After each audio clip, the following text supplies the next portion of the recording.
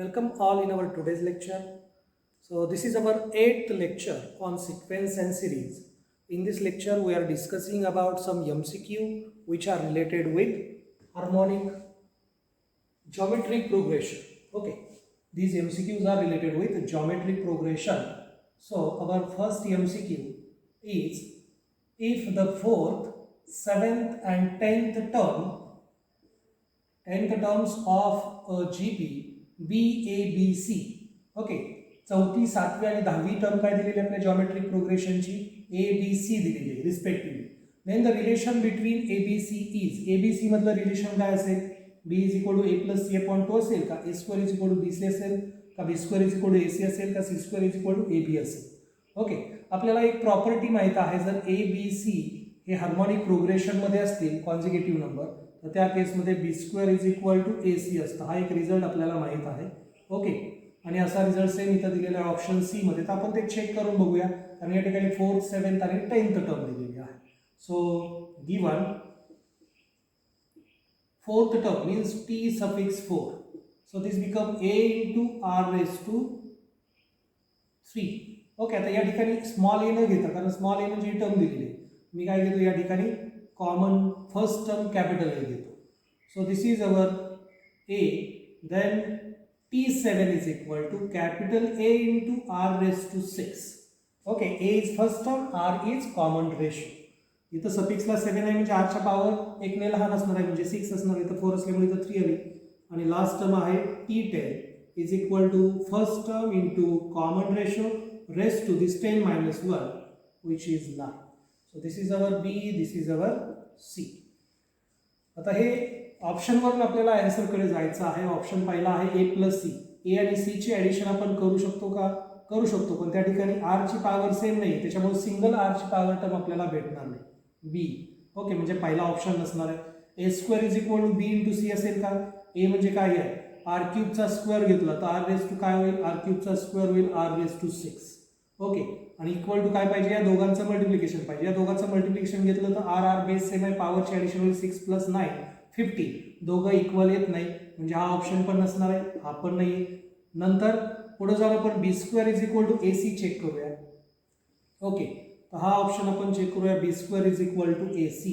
So here B square is equal to A into R raise to 6. So this become bracket square. Okay, हा B आहे. So A square into R raise to 12. 6 into 2 is 12. And then find AC. So A into C is equal to value of A is A R cube into value of C is A R raised to 9. So we get A into A is A square into R cube into R raised to 9. Base same आहे, multiplication म्हणजे पॉवरची addition होईल R raised to 12. Therefore B square is equal to AC and so option C is correct option. Okay, या पद्धतीचा option C जो आहे तो आपल्याला करेक्ट ऑप्शन भेटून जातो. ओके, जनरली हे आपल्याकडे आहे त्याच्यामुळे याच ऑप्शनकडे आपण पहिल्यांदा विचार केला असता याचा. ओके, आणि तो करेक्ट पण आला असता. नेक्स्ट एक्झाम्पल पहा. If p plus q the term of a GP be m. P plus q the term दिलेली. So given thing is p plus q is equal to m, आणि आपल्या definition प्रमाणे हे काय होणार आहे? A into R raise to p plus q minus 1. And also we have given p minus q the term become n. So this become a into R raise to p minus q minus 1. Okay, तर आपल्याला p th term हवी आहे. Okay, so find p th term, that means t p. So t p become a into r raised to p minus 1. म्हणजे a into r raised to p minus 1 he term आपल्याला हवी आहे. याच्यापैकी कोणत्या रिलेशनमध्ये ते बसणार आहे? m अपॉन n मध्ये बसेल का? m अपॉन n घेतलं तर इथं a कॅन्सल होतोय, पण आपल्याला a पाहिजे, रूट mn किंवा mn. ओके, आता दोन्हीमध्ये आपल्याला मल्टिप्लिकेशन हवं आहे, तर मी सुरुवातीला मल्टिप्लिकेशन फाइंड करतो. m into n is equal to a into R raise to p plus q minus 1 into a into r raised to p minus q minus 1. So in that way we get a into a is a square. Base same आहे r r, पॉवरची addition होईल इथं पण. हे होणार आहे p plus q minus 1 plus p minus q minus 1. So in that way we get a square into r raised to p plus p is 2q. Plus q minus q cancel with minus 1 become minus 2. m into n a into r raised to p minus 1 आलेला आहे का? आलेलं नाही, पण याच्यामध्ये a ची term आहे, r ची पॉवर टर्म पण आहे. ठीक आहे, तर हे आन्सर पण नाही आहे m into n. मग स्क्वेअर रूट ऑफ mn आहे का? तर स्क्वेअर रूट घेऊन पाहूया. Therefore square root of mn is equal to square root of a square into r raise to 2. याला मी लिहितो a square into r raise to, इथं 2 आहे, इथं 2 आहे, 2 कॉमन घेतो, p minus 1. So 2 into bracket p minus 1. So this become a r raised to p minus 1. या दोघांच्या पॉवरला 2 आहे, तो मी एकदाच लिहिला. मल्टिप्लिकेशन मध्ये आपण पॉवर एकदाच लिहू शकतो. हा स्क्वेअर आणि हा स्क्वेअर रूट कॅन्सल होईल आणि आपल्याला भेटेल a r raised to p minus 1. This a into r raised to p minus 1 become p. Okay, that means root mn is our correct answer. So option B is correct option. Okay, एकदा व्यवस्थित बघा. Now our next MCQ is if x, y, z are in GP and a raised to x is equal to b raised to y is equal to c raised to z. या दोन condition आपल्याला दिलेल्या आहेत. या under या दोन condition याच्यापैकी कुठलं statement true असेल हा आपला क्वेश्चन आहे. तर सुरुवातीला दिलेले गिवन दिलेल्या x Y Z in GP. Okay, ते जॉमेट्रिक प्रोग्रेशन मध्ये आहे आणि आपल्याला प्रॉपर्टी माहिती आहे, 3 नंबर जर जॉमेट्रिक प्रोग्रेशन मध्ये असतील तर मिडल टर्मचा square is equal to end टर्मचं मल्टिप्लिकेशन असते.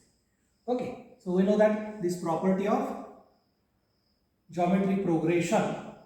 Now also we have given a raised to x is equal to b raised to y is equal to c raised to z. Okay, हे एक आपल्याला equation दिलेलं आहे. आता एकदा आपण काय करूया, आपल्या ऑप्शनला ऑब्झर्व करूया. आपल्या ऑप्शनकडे बघितलं तर या ऑप्शनमध्ये कुठेही एक्स वाय झेड नाही. याचा अर्थ आपल्याला याच्यातून एक्स वाय झेड या इक्वेशनवरून एक्स वाय झेड फाइंड करायचे आणि ते या इक्वेशनमध्ये पुट करायचे आहे. ओके, आणखी एक ऑब्झर्वेशन या ठिकाणी तुमच्या लक्षात येईल की प्रत्येक ठिकाणी लॉग आहे, म्हणजे आपल्याला याचा लॉग घ्यावा लागेल. एबीसीचा लॉग याच्यामध्ये दिसतो. So taking log we get log with any base 2, 10, e. Okay, no problem. So we get log a raised to x is equal to log b raised to y is equal to log c raised to z. So using property of logarithm, we know that if power term log of power term, in that case power will be multiplied to our log term. So we get log a into x. हा power ला एक जो आहे तो log ला multiply. Similarly इथं power ला y आहे तो log b ला multiply येईल आणि इथं पॉवरला झेड आहे तो लॉग सी ला मल्टिप्लाय. ओके, डायरेक्ट याच्यावरून आपण याला इक्वल टू के कन्सिडर केलं, के मांडलं आणि त्या व्हॅल्यू याच्यात पुट केल्या तरी सुद्धा चालू शकतं. मी थोडंसं वेगळ्या पद्धतीनं जातो. इथं लॉग बी आहे तर मी काय करतो, वायला मल्टिप्लाय लॉग बी आहे, मी थ्रू आउट लॉग बीने डिवाइड करतो. ओके, सो किंवा डायरेक्ट आपण याला के म्हटलं तरी चालेल, is equal to say k, no problem. Okay, so this implies x into log a is equal to k, comma y into log b is equal to k, comma z into log c is equal to k. प्रत्येक term equal to के असणार. याच्यावरून मी काय करतो, x Y Z ची value find करतो कारण आपल्या option मध्ये कुठे एक्स वाय झेड नाही. So from this x is equal to k divided by log a, then y is equal to k divided by log b and z is equal to k divided by log c. Okay, आता या ठिकाणी मी step by step देतोय. ज्यावेळेस तुम्ही actual एक्झाममध्ये ते solve कराल त्यावेळेस तुम्हाला डायरेक्टली हे लिहिता आलं पाहिजे. ओके, कमीत कमी स्टेपमध्ये आपल्याला आन्सर फाइंड करता येणं गरजेचं आहे. So therefore y square is equal to x z implies value of y is k upon log b आणि y चा स्क्वेअर आहे त्याच्यामुळे याचा स्क्वेअर येईल, is equal to value of x is k divided by log a into value of z is k divided by log c. Okay, so in that way we get this equation become k square divided by log b bracket square. हा इथं b चा square नाही, total टर्मचा square आहे, log b चा square आहे, त्याच्यामुळे हा 2 पुढे मल्टिप्लाय येणार नाही. is equal to k square divided by log a into log c. हा वरचा स्क्वेअर के स्क्वेअर कॅन्सल होतं, याला मी इकडे शिफ्ट करतो आणि लॉग बी स्क्वेअरला इकडे शिफ्ट करतो. So we get log a into log c is equal to log b bracket square. पण असा ऑप्शन आपल्याकडे नाही, लॉगचा स्क्वेअर कुठं आहे का नाही. हा लॉगचा स्क्वेअर आपण सेपरेट करूया. So log a into log c is equal to log b into log b. ठीक आहे, पण दोन लॉगचं मल्टिप्लिकेशन पण कुठंच नाहीये. तर या केसमध्ये इथं लॉग एचा लॉग दिसतोय का, त्याचा बेस बी आहे. तर मी काय करतो, हा लॉग बी जो आहे तो मी लेफ्ट साईडला शिफ्ट करतो. So we get log a divided by log b is equal to, हा लॉग सी जो आहे तो राईट साईडला शिफ्ट करतो. Log b divided by log c. आणि असा पण ऑप्शन आपल्याकडे अवेलेबल नाही दोन लॉगचा क्वेश्चन. ओके, इथं सिंगल लॉगमध्ये याला कन्वर्ट करता येत नाही, त्याच्यामुळे मी एक लॉग शिफ्ट केला, इकडचा एक इकडं आणि इकडचा एक इकडं. ठीक आहे, हा लॉग ए का शिफ्ट केला नाहीये, तर बीचा लॉग आणि बेसला ए कुठंच नाहीये का. ओके, त्याच्यामुळे मी त्याला शिफ्ट केलेलं नाहीये. Now using change of base property of logarithm we get log. Change of base property काय सांगते, जो ज्याचा लॉग वरती आहे त्याचा लॉग आहे तसा राहील आणि ज्याचा लॉग खाली आहे तो त्या वरच्या लॉगच्या बेसला आहे, म्हणजे बी जो आहे तो लॉगच्या बेसला आहे. सिमिलरली इथं पण काय होईल, बीचा लॉग आहे वरती आहे तसा आणि हा सी जो आहे खाली लॉग सी तो सी लॉगच्या बेसला आहे. So using change of base property.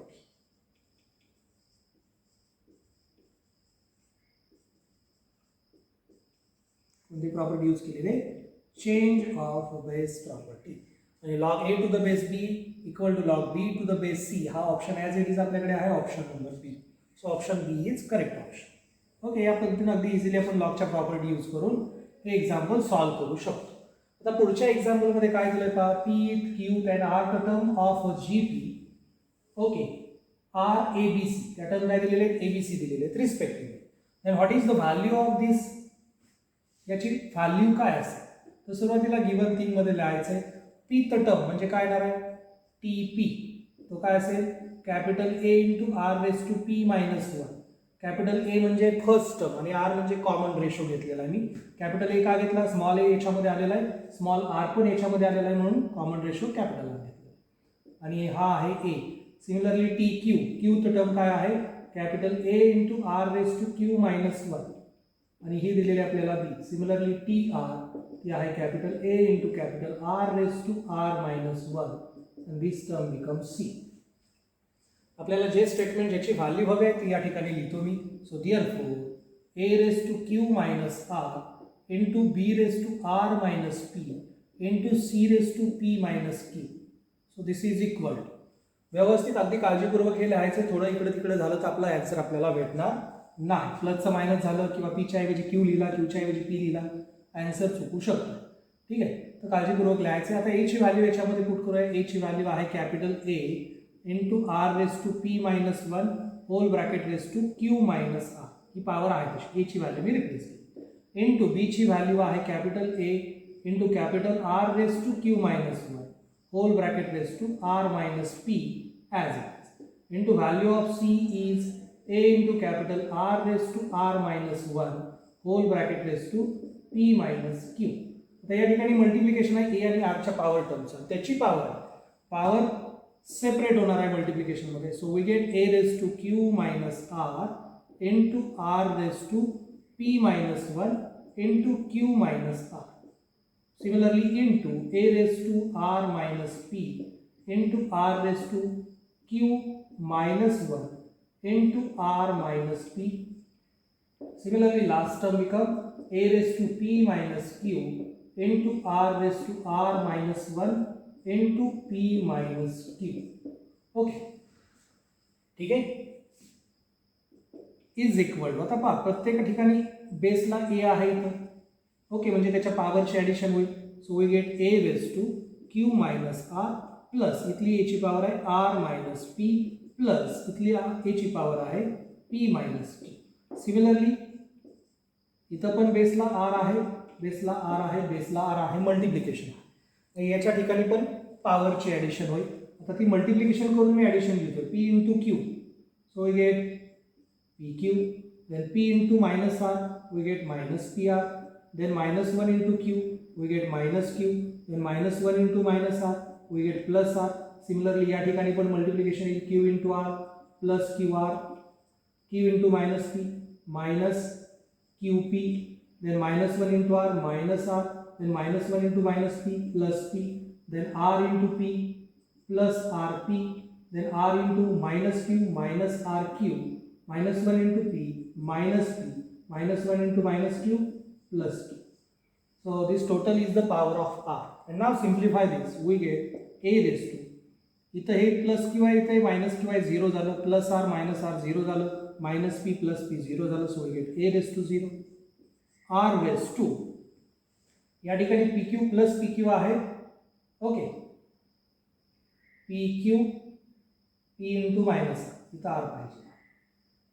ठीक आहे, गडबड झालेली आहे. पाच p q plus p q आणि इथलं मायनस पी क्यू कॅन्सल होत आहे, minus p r, then plus p r cancel होत आहे, minus q plus q cancel होतोय, plus r minus R cancel होतोय, देन प्लस क्यू आर आणि minus q r cancel होतोय, plus p minus p cancel होतोय. So again we get r raise to 0. Okay, same term आहे with opposite side, त्याच्यामुळे ते cancel होतील आणि पॉवरला 0 असेल तर ते 1 येतं आपल्याला माहिती आहे. So final answer become 1. So option a is correct option. Okay, अगदी easily rules of indices use करून आपण हे फाइंड करू शकतो. याच्यामध्ये रूल ऑफ इंडायसेस, याच्यामध्ये logs, properties of logarithm. Okay, या ठिकाणी काही MCQ दिलेले आहेत जे की तुम्ही होमवर्कला सॉल्व करायचे आहेत. या ठिकाणी प्रत्येक MCQ साठी हिंट पण दिलेली आहे. Okay, thank you.